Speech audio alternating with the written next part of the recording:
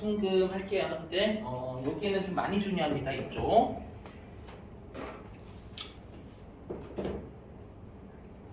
자, 여기 좀 외우셔야 돼요, 여러분. 보시면 우리가 저번에 첫째 날에 신고조정사항하고 결산조정사항 배웠죠, 여러분들.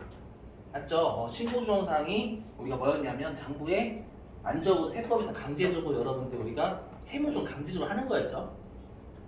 그죠? 자, 외우셔야 돼요, 보시면. 자, 여기서 여러분들 신고조정사항은 뭐냐면 우리가 대손금이 명확하게 못 받은 거죠. 명확하게 못 받은 거요. 맞죠? 명확하게 못 받은 건데 요게 신고조정사항이라는 건 회사가 장부에 대손금 처리 안 했대, 혹시라도. 안 했어도 세법으로 좀 강제로 손금 먹여버리는 거야.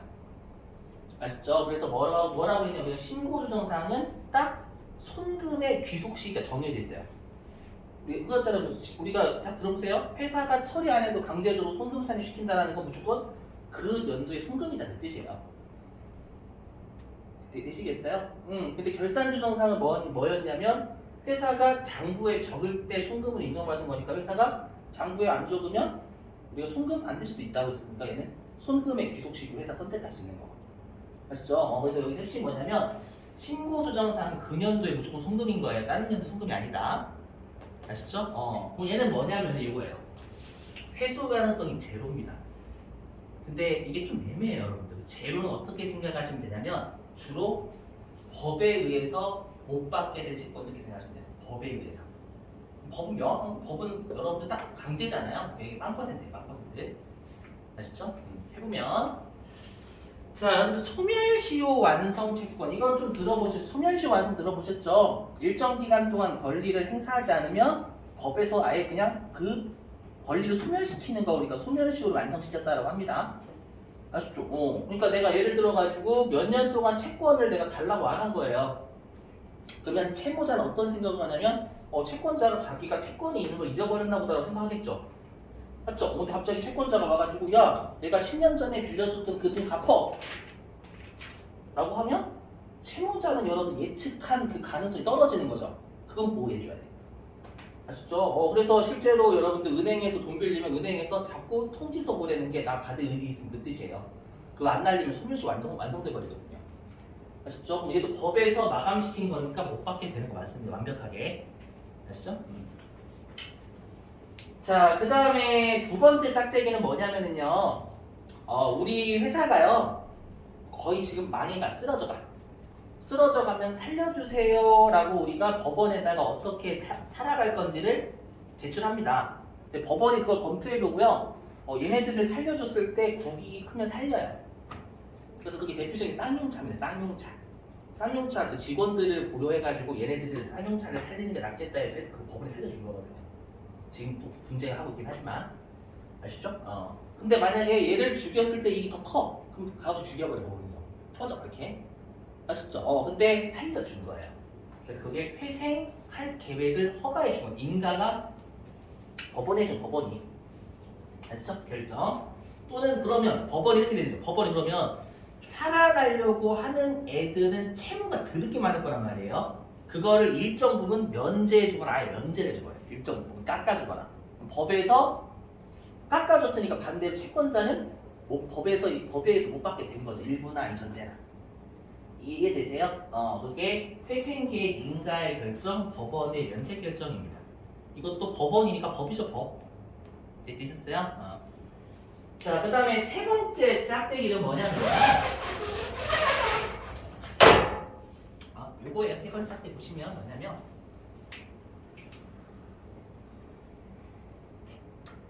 자, 갑이요.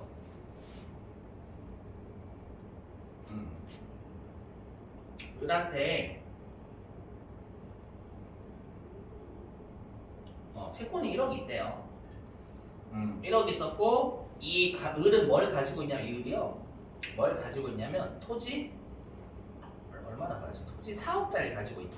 토지 4억? 4억이라 할게요. 그래서 이 갑이 이 토지에다가 뭘 걸어놨냐면 담보를 설정해. 저당권이라고 저당권.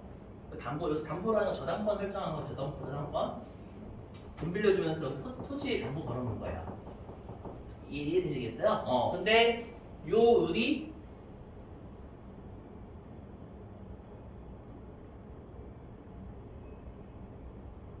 채무를 이행을 하지 않은 겁니다. 아셨죠? 채무를 이행하지 않으면 갑은 이 토지에 대해서 법원에 경매 신청, 압류를 신청할 수가 있어요. 압류를 신청해서 경매를 신청할 수 있어요. 경매를. 이거 경매해달라. 경매해가지고 이 토지 팔면 4억이잖아요. 맞죠? 그럼 4억에 팔면 1억은 자신이 받을 수 있는 거예요. 이해되셨어요? 이렇게 할 때 우리가 경매를 신청하는 법원에 이거 팔아달라고. 되셨죠? 근데 문제는 뭐냐면 이 담보를 언제 걸었냐면 오늘이 9월 9일이죠. 9월 9일 날 걸었는데 알고 보니까 이 토지에 누가 담보가 있냐면 신한은행이 3억을 담보 잡아놨어요. 이게 언제냐면 9월 7일이라고 할게요, 여러분들. 그리고 국민은행이 담보를 2억 잡아놨대요. 9월 8일 날. 그럼 담보는 여러분들 먼저 설정한 건 우선이야. 아셨죠? 그러면 이 4억을 경매해봤자 신한은행이 3억 먼저 먹고요. 가장 먼저 설정한 애잖아요. 나머지 1억은 국민은행이 먹겠죠. 그러면 갑은 채권 받을 수 있어요, 없어요? 못 받아요, 여러분들. 이거를 팔아봤자 신한은행과 국민은행밖에 못 가져가거든요. 이해되셨어요? 그러면 이 갑 입장에서는 이 채권의 경매가 취소돼 버려요. 경매를 신청했지만 얘는 우리가 못 받게 되는 거잖아요. 이해되시겠어요? 그럼 또 법에서 못 받게 되는 거니 집행법, 민사집행법. 그래서 법에 따라서 못 받게 되는 거니까 얘도 우리가 법에 따라서 못 받게 되는 거니까 신고정상이라는 거예요. 되시겠나요? 자, 그 다음 네 번째는 크게 네 번째는 실기로는 출제를 한 번도 안 했고요. 말문제만 대비하시면 돼요. 뭐냐면요. 여러분들 제가 알기로 뭐가 있냐면 우리가 이제 내가 만약에 빚을 좀 많이 졌어. 빚을 많이 졌는데 내가 이제 재산이 얼마 안 돼. 그럴 수 있죠, 여러분들? 맞죠? 재산이 얼마 안 되면 우리가 나라한테 저 좀 구제해 주세요. 빚 좀 탕감해 주세요라고 신청을 해요. 그러면 내가 만약에 국민은행하고 이런 데에 빌렸었다. 제1금융권, 제2금융 이렇게. 그러면 우리가 국가기관하고 협의를 해요. 국가기관하고 그다음 내가 빌린 그 국민은행이라는 제2금융권 있잖아요. 그 금융권끼리 서로 간에 어떻게 합의를 보냐면 혹시라도 이 사람이 살려주세요라고 하면 국가가 대신 갚을 테니까 이 사람에 대한 건 조금만 면제해줘라는 제도가 있어요. 엄밀히 얘기하면 좀 안 좋은 거죠. 그 채권자 입장에서는. 맞죠? 근데 대신 국가 갚아주는 거예요. 이해되시겠어요? 그러면 우리가 신용복지협약에 따라 가지고 아예 채무가 면제가 되거나 아니면 탕감이 된 거예요. 이해되시겠어요? 그럼 우리가 재산이 낮고 그 다음에 채무가 많은 사람한테 국가에서 일부는 탕감해 줄게. 우리가 대신 갚아줄게. 이렇게 깎아주거든요. 그럼 반대로 채권자는 여러분들 그 사람한테는 우리가 못 받게 되는 거죠. 이것도 국가에서 하는 거기 때문에도 우리가 신고정상을 본다라는 거예요. 말문제. 그렇죠? 그게 신용복지협약이고요. 꼭 외우셔야 되고 신고조정사항이라는 거 특히 이 세 개는 좀 외워주셔야 됩니다. 아시죠? 자, 넘어가겠습니다. 이거.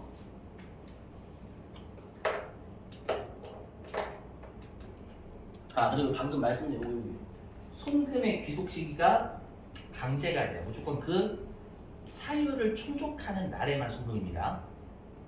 아시죠? 신고정사항이니까. 그리고 얘네들은 아까도 설명드렸지만 법률에 따라서 여러분들 우리가 채권 못 받게 된 거다라고 했었잖아요.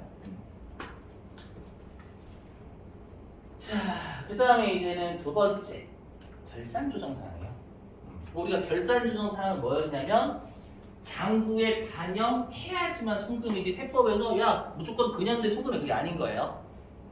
아셨죠? 그래서 결산조정사항의 중요성은 뭐냐면 일단은 세법상 요건 만족 앤드 장부에 적어야 돼요. 그래야 근현도에 송금이 되는 겁니다. 그 두 가지 요건을 모두 만족해야 됩니다. 여러분들 아셨죠? 일단은 자, 그래서 이 결산 조정사는 뭐냐면 회수 가능성이 제로는 아니에요. 제로는 아니고 0.0000001%입니다. 짜증나 이런 것 때문에.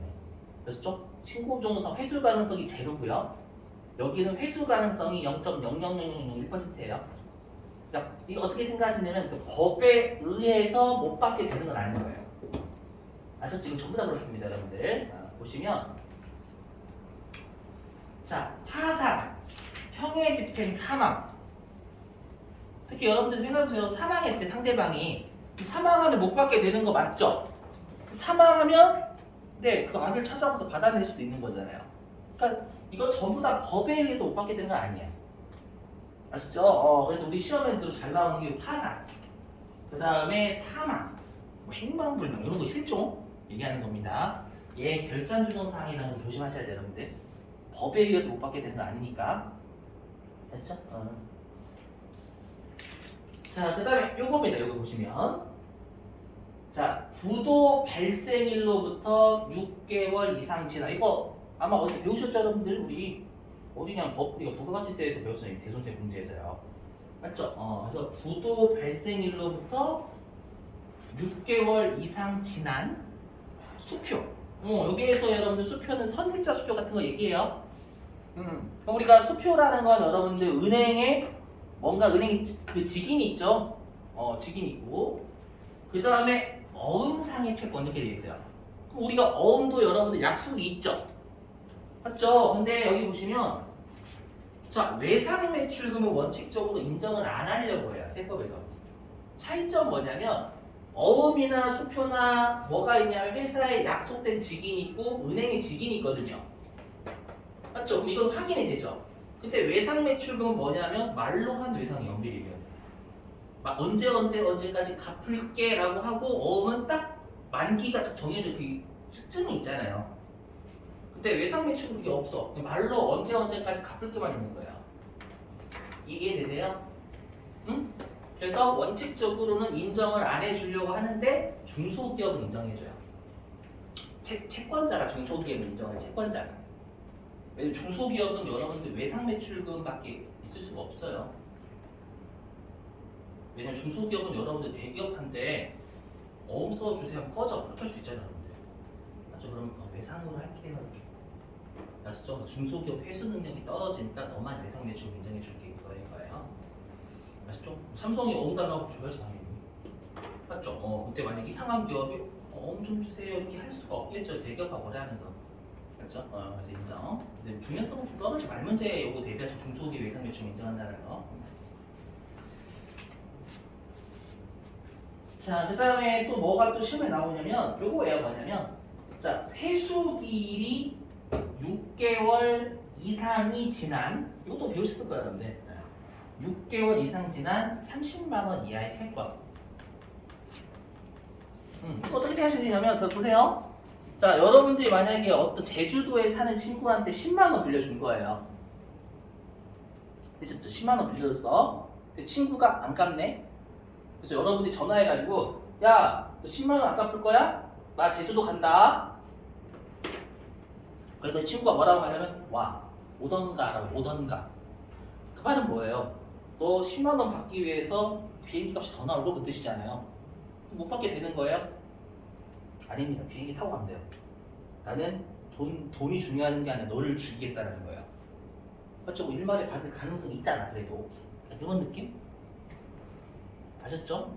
이런 느낌에서 하시면 되겠고. 그래서 이건 그다음에 여기도 좀 시험에 나오는 게 뭐냐면 자, 우리가 중소기업의 외상 매출금인데 요게 거래일로부터 2년이 경과하면 단순하게 경과만 해도 중소기업 그 배송을 인정을 해줘요.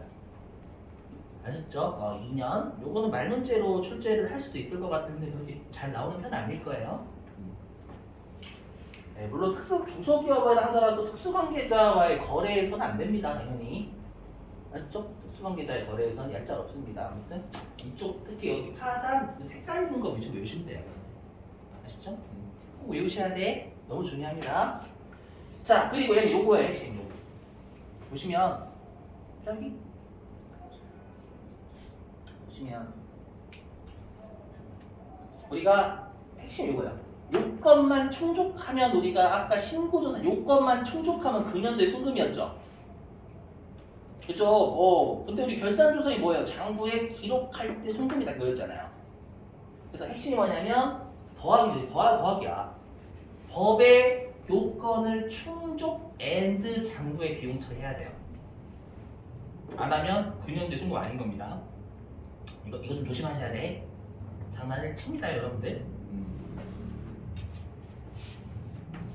자, 됐고요. 자, 그 다음에 여러분 이것 좀 조심하셔야 되고, 좀 중요한 게 있거든요. 보시면 우리가 이제 부도가 문제가 되는데, 부도는 여러분들 어디서 알려주죠? 부도가 발생했다는 거. 은행이 알려주죠. 내가 은행한테 대신 받아다 주세요라고 신고를 시켰더니 은행이 이제 심부름을 하죠. 물론 가서 직접 받은 게 아니라 인출 시도하잖아요. 근데 상대방이 잔고가 삐어 있는 거야. 그럼 나한테 야 부도가 발생했다라고 알려준 은행이에요. 되셨죠? 그럼 부도가 발생해도 법적으로 소멸된 건 아니죠. 그러니까 어떻게 하냐면 부도가 발생하고 6개월 이상 지나면 그때는 우리가 어떻게 하냐면 내가 아직까지는 받을 권리가 있는 거죠. 6개월 이상 지났다고 받을 권리가 아예 없는 건 아니잖아요, 여러분들. 그래서 핵심이 뭐냐면 이거 되게 중요해요. 뭐냐면 부도 발생일로부터 6개월 이상 지난 채권이 있다면 반드시 1,000원 남겨놔야 돼요. 나한테 받을 채권이 있음을 잊지 말자라는 얘기예요. 아셨죠? 그래서 1,000원 남기셔야 되는 게 여기는 좀 많이 중요해요. 실제로 얘는 되게 중요해요. 그러니까 실제 업무에서 하나도 안 중요합니다, 여러분. 1,000원이 뭐가 중요해요? 근데 우리 시험은 중요한 거지. 아시죠? 지금 정말 좀 많이 냈어요. 1,000원 기억하시길. 모두 남기는 게 아니라 부도 발생일로부터 6개월입니다요. 얘만 그래, 얘만. 아시죠? 뭐 암기하시려고 해주시고. 그래서 만약에 여기 보시면 회사가 전액 대손 처리했대요. 그럼 회사가 전부 다 비용을 떤 거죠. 1,000원 채권을 1,000원 남기라는 거예요. 그럼 1,000원만큼은 송금으로 우리가 인정하지 않겠다는 거잖아요. 그래서 송금 불산이 하시면 됩니다. 오케이? 소득처분 유보가 되겠지. 장부는 채권 바꿨지만 세법은 채권 1,000원 남겨놔야 되니까 세법이 자산이 많잖아요. 아셨죠? 오케이? 자, 됐어요. 자, 이제 밑줄 좀 칠게요. 자, 어디냐면 262페이지입니다. 262.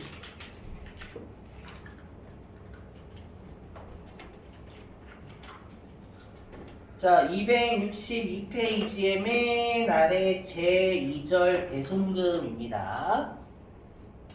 자, 일단은 여러분들 대손금의 정의인데요. 자, 첫 번째 줄 왼쪽 보시면 채권 금액 보이세요? 채권 금액? 거기까지 밑줄 좀요. 대손금이란 회수할 수 없는 채권 금액이시고, 그러니까 대손금은 정말 못 받게 된 거 맞아요. 좀 이따가 대손 충당금하고 구분하셔야 돼요. 자, 근데 이제 1번 맨 아래 1번 262페이지. 자, 맨 아래 1번 보시면 대손 처리 대상 채권에서 첫 번째 네모 박스에 대손 처리할 수 없는 채권이 있잖아요, 여러분들. 맞죠? 자, 별표 치시고 실기에도 나오긴 하니까. 자, 동그라미 1번 밑줄 좀요. 자, 특수관계자 대여 시점의 판단에 대한 업무 무관 가지급금. 이거는 듣고 버리셔도 돼요. 여러분 들어보시면. 뭐냐면 만약에 내가 대주주한테 돈을 빌려줬어요. 되셨어요? 업무와 무관하게. 근데 대주주가 12월 31일 날 입장해서 우리 회사의 주식을 판 거예요. 그러면 특수관계자 아니죠? 그 12월 31일 시점에 특수관계자 아니죠? 맞죠, 여러분들? 우리 회사의 주주가 아니잖아요. 우리 회사 주식 다 팔아버렸으면. 맞죠? 근데 언제로 따지냐면 대여하는 시점에 따진다라는 거예요. 그럼 그 사람은 특수관계자예요. 대여하는 시점에는. 이해되세요? 이게 무슨 뜻인지? 자, 그 다음에 동그라미 2번 밑줄 주면, 자, 보증 채무 대위 변제로 인한 구상채권. 그러니까 보증 채무를 보증 우리가 보증해 가지고요 대신 갚아주고 돈 줘라고 요구할 수 있는 권리 구상권이 구상권. 자, 그다음에 동그라미 3번은요 매출세까지 밑줄입니다. 자, 대손세액 공제를 받은 부가가치세 매출세 밑줄치시고. 자, 이제 263페이지. 자, 이번에 대손금의 범위 및 손금 산입 시기 있죠. 별표 치시고 별표. 자, 별표 치시고요.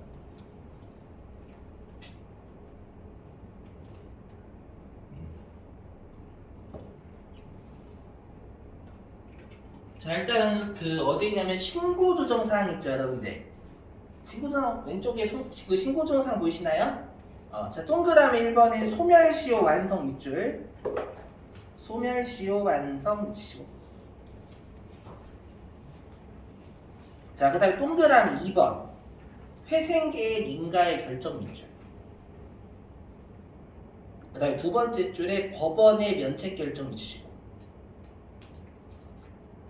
되셨죠? 자, 그다음에 동그라미 3번 그 끝에 경매가 취소된 압류 채권 밑줄. 경매가 취소된 압류 채권. 그리고 이제 신고 조정사항 맨 아래에 송금 산입 시기 보이시는가요? 밑줄 중요. 대손 요건을 구비한 사업연도. 그러니까 얘는 장부에 적든 안 적든 그 신고 조정사항 요건만 충족하면 그 년도에 송금이다 이 뜻입니다. 자, 그 다음에 이제 오른쪽에 결산 조정 사항 있을 거예요. 자, 결산 조정 사항에 동그라미 1번 파산 밑줄 좀요. 파산. 그리고 끝에 사망의 밑줄. 그 다음에 실종의 밑줄. 자, 그 다음에 동그라미 2번. 자, 일단은 첫 두 줄 굵은색 글씨까지 밑줄이에요. 부도 발생일로부터 6개월 이상 지난 수표 또는 어음상의 채권 및 외상매출금. 근데 가로 안에 중소기업의 외상매출금에 밑줄치시고. 근데 우리 시험은 뭐죠? 거의 중소기업으로 출제해요. 얘는 말문제만 대비하시면 말문제만. 자, 그리고 세 번째 줄에 보시면 동그라미 2번 세 번째 줄에 화살표 보이시나요? 화살표 거기 밑줄. 저당권 설정부는 제외라고. 저당권 설정부는 제외 밑줄입니다. 이거는 여러분들이 어디서 하셨을 거냐면 부가가치세에서 하셨을 거예요. 저당권 설정하면 담보가 있으니까 그때 우리가 대손세 공제도 안 해줬잖아요, 여러분들. 기억나시죠? 똑같습니다. 자, 그리고 밑줄 별표. 네 번째 줄에 밑줄 별표. 비만가의 1,000원을 공제 후 금액이죠. 비만가의 1,000원을 공제 후 금액. 그러니까 부도로부터 6개월 지나면 무조건 다 까시는 게 아니라 1,000원 남기셔야 돼요. 아셨죠? 우리 시험에서 좀 많이 중요해요. 자, 그 다음에 동그라미 3번 다 밑줄입니다. 자, 중소기업의 외상매출금 및 미수금으로서 회수기일로부터 2년이 경과한 외상매출금 등 특수관계인과의 거래는 제외. 이건 말문제 대비해요. 엄밀히 얘기하면. 자, 그 다음에 동그라미 5번. 동그라미 5번은 굵은색 글씨만 밑줄입니다. 자, 회수기일이 6개월 이상 지난 채권 중 채권가액이 30만원 이하. 여기까지 보시죠. 자, 그리고 이제 결산조정 사항 아래에 손금 산입 시기 보이시나요? 다 밑줄이요. 대손 요건을 구비하고 결산상 회계 처리한 사업연도. 그 말은 결산조사항은 장부에 비용으로까지 적어야 되는 거예요, 여러분들. 아셨죠? 이거 좀 조심하세요. 자, 그럼 다시 여기 책상 보시면 우리가 대손금은요 진짜 다양하게 출제해요. 다양하게. 뭔가 딱 정해져 있는 게 그렇게 많이 없어요. 그래서 여기는 좀 여러분들 연습 좀 할게요. 보시면.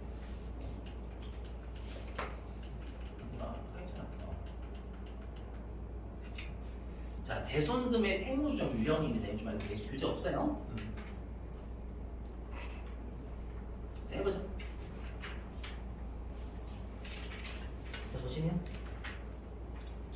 자 장부에서 우리는 시험에서 장부에서 보충법으로 처리하는 걸 줄 거란 말이에요. 그래서 어떻게 했냐면 장부에서 이번에 대손이 10원이 확정이 됐대요. 대손 10원이 되시겠어요? 그래서 어떻게 했냐면 대변으로 채권 10원 빼내고 차변으로 대손 충당금 10원을 3개에 짧게 줄 거예요. 시험에서는.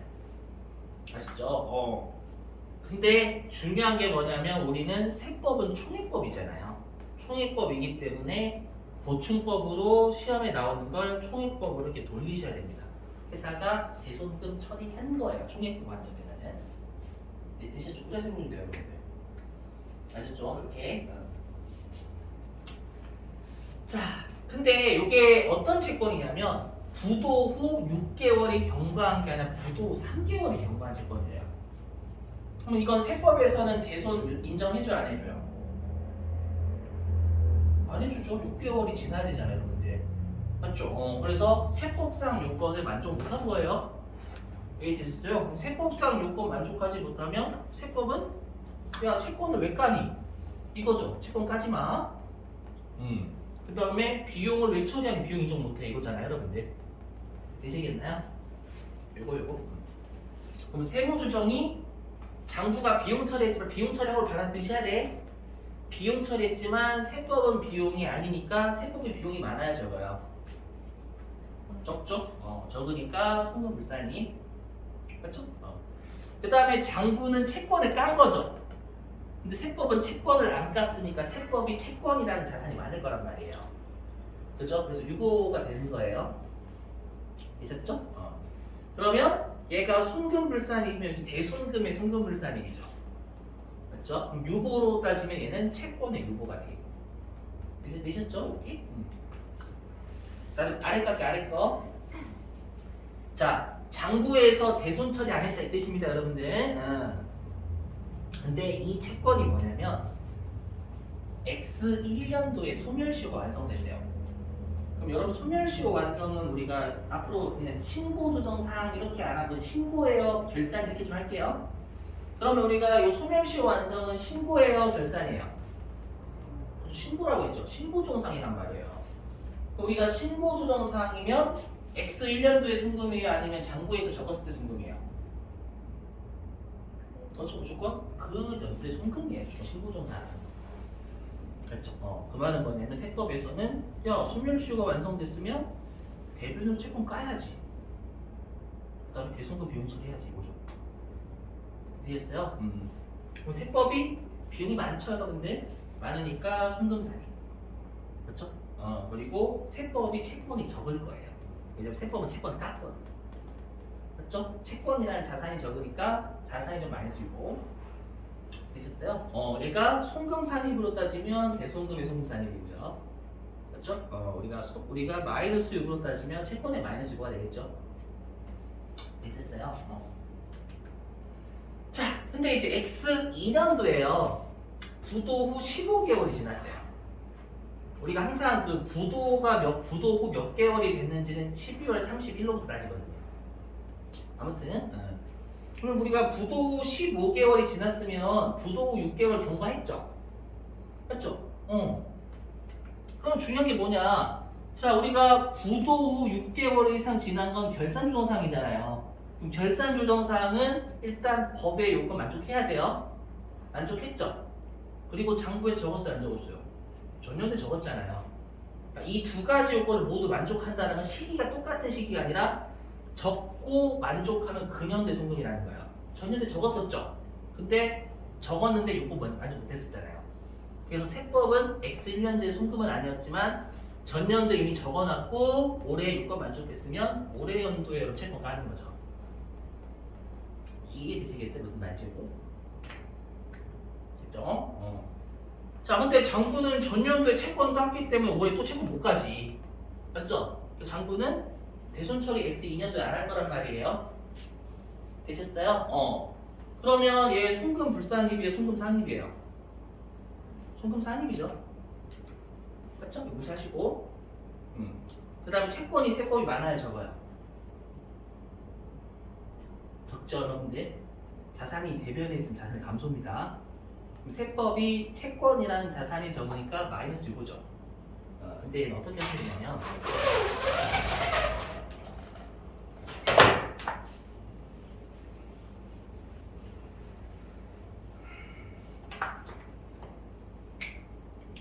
그럼 여러분 우리가 이거 채권의 유보죠. 맞죠?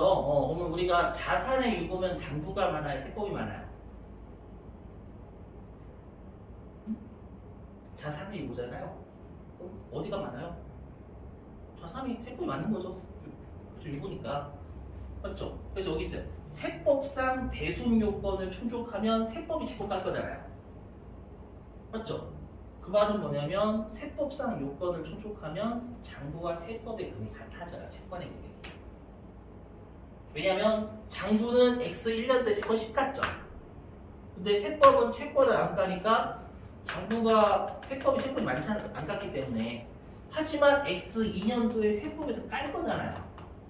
까면 장부하고 세법의 채권의 차이가 없어요. 그렇죠? 그 말은 뭐냐? 이거 유보 추인을 붙이면 되는 거예요. 송금불산입, 송금산입, 유보 마이너스 유보. 지금 우리가 비교해서 액티가 엄밀히 하면 유보 추인이거든요. 그래서 그랬잖아. 많은 곳에서 없어지면 추인된다. 무슨 말인지 이해됐어요? 세법에서 많았으니까 세법상 요건 충족하면 세법은 채권 까잖아요. 그때 추인되겠지. 이해되세요? 그래서 얘는 엄밀히 유보 추인을 붙여야 돼요. 이걸 말로 던져줘요. 절대 붕괴를 안 줍니다.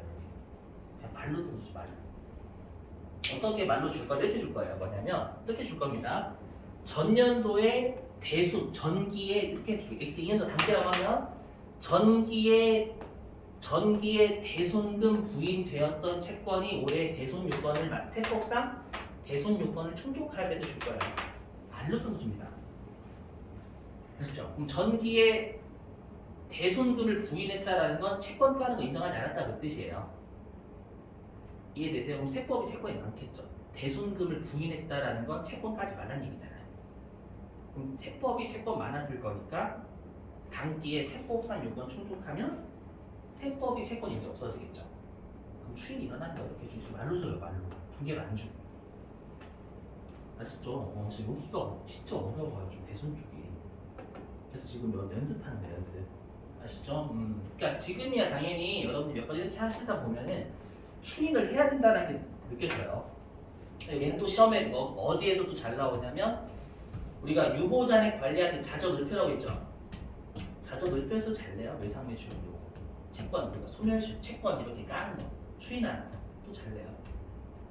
그래서 일단은 연습 계속 해볼게요. 자, 그러면 이제 여기 아래 겁니다. 아래 거. 아래 거. 자, X 1년도에 소멸시효가 완성됐어요. 근데 X 1년도에 장부에서 안 깠죠. 그래서 어떻게 하냐면 X 2년도에 장부가 채권을 깐 거예요. 채권을 까면서 보충법에 따라서 대손충당금하고 상계했었을 겁니다. 이렇게 됐죠? 근데 세법은 뭐냐면 X 1년도에 소멸시효가 완성됐으면 X 1년도에 채권을 까는 거지 X 2년도 까면 안 되잖아요. 이해되시겠어요? 근데 이건 보충법이잖아요. 맞죠? 보충법이니까 대손충당금과 상계한 거를 대손금 처리했다라고 여러분 생각하셔야 됩니다. 세무조 할 때만, 세무조 할 때만. 되셨어요? 요 논리. 자, 그럼 일단 비교해 볼게요. 자, 세법이 X 2년도에는 비용이 적죠. 그럼 손금 불쌍히 맞죠? 그 다음에 장부는 채권을 X 2년도에 깠지만 세법은 X 2년도에 채권 안 까잖아요. 그럼 X 2년도에는 채권이 어디가 많아요? 세법이 많죠, 세법이. 그렇죠, 세법이 많으니까 근데 얘도 추인으로 보시면 돼요. 뭐냐? 자, 여기 채권의 마이너스 유보죠. 그럼 채권의 마이너스 유보면 우리가 자산이잖아요. 채권이 자산이죠. 그렇죠? 그럼 자산의 마이너스 유보는 어디가 많아요? 장부가 많아요? 자산의 마이너스 유보. 그럼 마이너스 유보가 세법이 많은 거 적은 거 자산이. 플러스 유보는 세법이 자산이 많은 거고 마이너스 유보는 세법이 자산이 적은 거잖아요, 여러분들. 그렇죠. 그 말은 반대로 얘기하면 장부가 세법보다 많은 거예요. 이해되셨어요? 그러면 장부상 채권이 세법상 채권보다 많은 거죠. 맞죠? 그럼 어디에서 없어지면 추인될까요? 장부에서 채권 없으면 추인되겠지. 이해되세요? 그럼 장부에서 언제 추인되면 장부에서 이렇게 채권 깠을 때. 아셨죠? 그럼 얘는 요거 추인으로 끌리면 돼요. 손금산이 손금별산 마이너스 플러스 이렇게. 여러분들이 좀 이렇게 세무적 하시면 추인이 되게 좀 어렵지만 얘를 제대로 알면 세무 진짜 간편하겠죠. 맞죠? 그래서 항상 많은 곳에서 없어질 때 그 계정과 차이가 났던 자산 부채가 많은 쪽에서 없어질 때 추인이 항상 일어나요. 그래서 그 부분 역시 명심하셔야 돼. 아셨죠?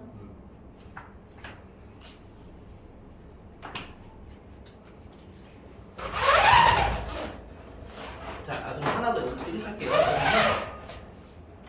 제가 여러분 지금은 연습을 돕기 위해서 이렇게 분개를 했더니 분개로 하면 눈에 들어오거든. 근데 제가 방금 말씀드렸지만 시험에서는 분개로 잘 안 줘요. 말로 떠들어주는 말로. 아시죠? 그래서 이렇게 분개 처리한 걸 지금 이제 말로 돌려버린 거예요. 여러분 아래 거는. 아셨죠? 하나하나 해볼게요, 여러분들. 자, 해보면 자, 장부상 대손 처리했대요. 그럼 항상 우리가 대손 처리한 거는 채권을 깠다 그 뜻이죠. 맞죠? 근데 세법상 요건을 충족하지 못했다라는 건 세법은 대손으로 인정한다 안 한다? 안 한다. 맞죠? 그럼 일단은 송금 산입이에요, 불산입이에요? 불산입이. 대손 처리한 건 장부가 비용 처리한 거. 근데 세법은 비용 아니니까 세법 비용 적어 송금 불산입. 되세요? 그 다음에 대손 처리한 건 채권 깐 거죠, 장부에서. 채권 깠는데 세법상 요건 충족하지 못하면 채권 까면 돼요, 안 돼요? 세법은 까면 안 되죠. 그럼 어디가 채권이 많아요? 그죠? 세법이 많죠. 장부는 깠잖아, 대손 처리 이렇게 준다니까. 이건 안 줘, 잘. 나도 안 준단 말이야, 이렇게 잘. 용어를 준다, 용어를. 그래서 머리 막 써야 돼, 여러분들. 그러면 채권 깠지만 세법은 채권 까면 안 되니까 세법이 채권이 많아요. 그럼 자산이 세법이 많으니까 뭐죠? 이거죠, 이거. 그래서 이거. 네, 되시겠나요? 그래서 방금 요게 이거예요, 여러분들. 요게 요렇게 말로 주는 거예요. 올해 대손 처리했지만 세법상 요건 충족하지 못했다. 요걸 이렇게 주는 거예요. 이해되시는가요? 어떤 느낌인지? 자, 그 다음 여기에요. 장부상 대손 미처리했대요. 이렇게 해볼게요. 그러니까 장부상 대손 미처리면 이거죠. 장부는 비용을 안 없애고 채권도 안 없앴다 그 뜻이잖아요. 대손 미처리라는 거. 이해되시는가요? 근데 세법상 단기의 준영이 이거예요. 신고 조정 사항이 충족이 돼야 돼요. 왜냐면 결산 조정 사항을 충족하면 장부에서 처리 안 한 건 비용으로 인식할 수가 없어요. 결산 조정 사항은 요건 만족 엔드 장부에서 대손 처리해야 돼요. 그냥 대손금이야. 이해되시는가요? 그러면 세법상 단기의 신고 조정 사항 요건 충족했다 그 뜻입니다요. 되셨죠? 해보면 그러면 세법상 신고 조정 사항 충족했으면 세법이 채권을 까야 안 까요? 그죠? 까야지. 그 다음에 비용 처리해야 해요. 해야죠. 그렇죠? 그럼 세법이 비용이 많아요, 적어요? 많죠. 비용이 많으니까 손님사. 되셨죠? 그 다음에 채권이 많아요, 적어요? 족족 장부는 채권 안 깔잖아요. 세법은 채권 까야지. 세법이 채권이 많아요, 적어요? 적죠? 그럼 채권이 적으니까 마이너스 6고 자산이 적으니까 이게 되시겠어요, 이렇게.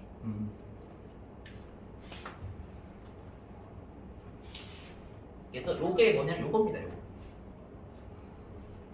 요게 요거예요. 장부에서 대손 미처리했죠. 하지만 세법상 여기 아까 소멸시 완성되면 요거잖아요. 신고권 충족하고 요거. 되셨어요? 그 다음에 이제 요거 여기서부터 짜증. 여기는 그나마 할만하거든요. 아래 두 개가 짜증나. 해볼게요, 여기. 자, 전기 대손금 부인해. 이거 해볼게요, 여러분들. 일단은. 그럼 여기다 해볼게요, 이거.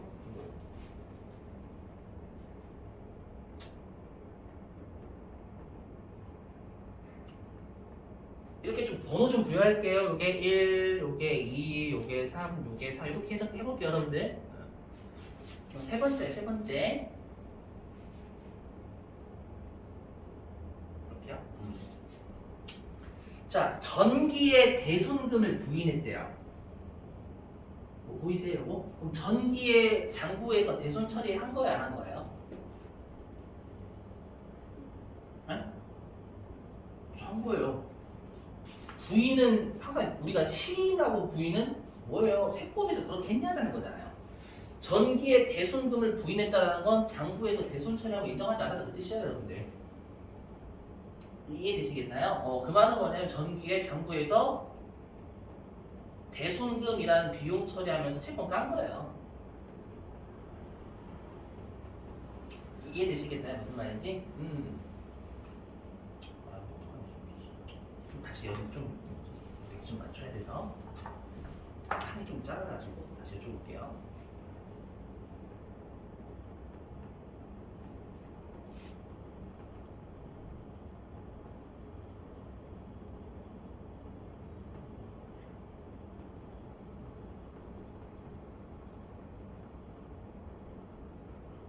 근데 세법은 부인했으니까 이걸 하지 말아야죠. 이해되시겠어요? 그러면 세무조정이 어떻게 돼요? 전년도에 송금? 그렇죠, 물상이 있었죠? 소득처분 유보죠? 왜냐면 장부가 채권 같으면 세법은 채권이 안 까야 되니까 세법이 채권이 많잖아요. 이해되시겠나요? 그래서 이건 송금 물산이 채권의 유보죠. 오케이? 그렇게? 자, 근데 당기의 세법상 요건 충족혜택을 주는 거예요. 아시죠? 왜냐면 당기의 세법상 요건 충족했다라는 건 전기의 대손금 회사가 처리한 걸 인정하지 않았죠.